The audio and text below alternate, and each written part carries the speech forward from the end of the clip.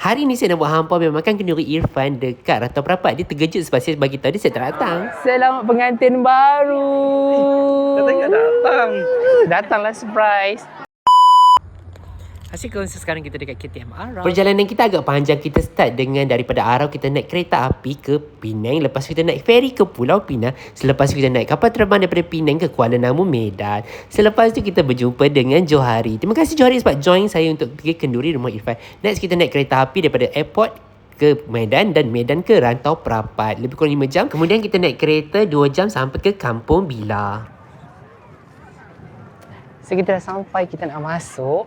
Lihat suasana kenduri kat sini. Perewang tu ada memasak ramai-ramai dekat kampung. Memang best. Kita akan cuba dia punya menu dekat sini. Dan ni jom kita masuk dulu. Assalamualaikum. Masa ni kita buat surprise kat Irfan. Irfan tak tahu kata saya nak pergi. Sebab hari tu saya cakap saya tak boleh pergi. So hari ni terkejut dia sebab saya sampai. Tiba-tiba saya dekat sini. Saya sampai ni ada persembahan dari anak-anak ni. Mungkin pembukaan kot. Lepas tu saya jumpa dengan dia. Selamat pengantin baru. Katanya datang. Datanglah surprise. So tengok kita datang jumpa. So mana dia? Hero dia. So kita datang jumpa pengantin terus. Daripada Perlis sampai ke Rantau Perapat. Lepas dia jumpa Irfan, kita nak makan. Okey, kat sini makanan dia ada macam-macam tau. Tapi special ni ada kikil. Kikil ni adalah macam kerabu dengan perut lembu dan juga kulit lembu. Yang ni kita kena cuba, okey. Lepas tu dia ada rendang daging. Ada juga lauk ayam. Ada juga gado-gado kat sini. Yang specialnya kat sini, tengok dessert ni family dia dah serve kat atas meja untuk saya. Wow. So kita nak makan dulu.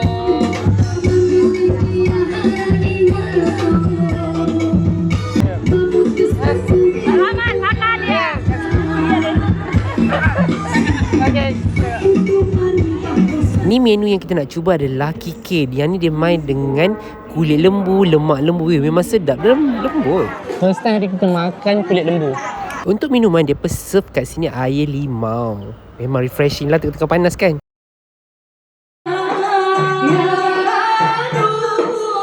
Next adalah acara pengantin memberi bunga rampai kepada tetamu. Tak sangka kita orang pun dah dapat. Macam mana pun thank you so much. Kita akan buat balik ke Malaysia nanti bunga rampai dia.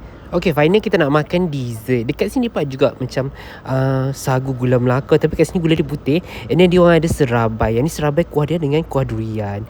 Sedap. Next dia berlangsung dengan acara adat. Yang ni hampa kena tengok. Memang best acara dia.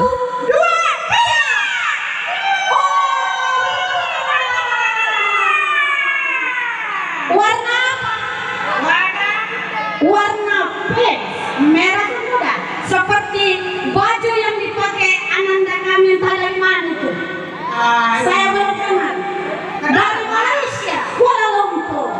Ada sepadan, berarti bahagia sangat Sipan. Datang dia punya teman dari Kuala Lumpur. So kita nak makan dessert dia. Dia telur tapi bukan telur. Nurubaini ke benar?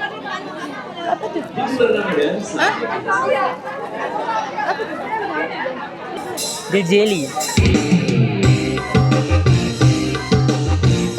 Okey, hari ni kita jumpa dengan pengantin kita. Kita dah jauh terbang main sama kenduri. So pengantin baru Irfan. Nak speak kata sikit. Thank you. Terima kasih dah jauh-jauh datang ke sini. Terima kasih banyak-banyak Fan jemput. Okey, di akhir video saya nak hampa layan maharban dekat sini. Okeylah, jumpa lagi. Bye.